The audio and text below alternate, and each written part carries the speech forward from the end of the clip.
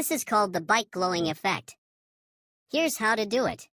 First, connect to a secure VPN and open CapCut. Adjust your clips to match the music. Then, add the song, I'll leave the link in the description, and place the beats according to the music.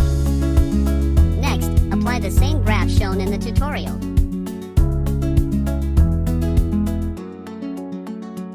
Click Freeze to create a freeze frame, then add it as an image overlay. Select the overlay, tap Remove BG, and use the brush tool to keep only the part of the bike where you want the glow effect.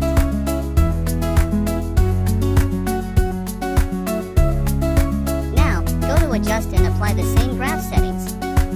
After that, add the Dreamy glow effect and set the intensity/sensitivity to 56.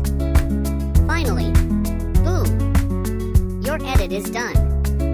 For more editing tips and CapCut tutorials, subscribe to my YouTube channel.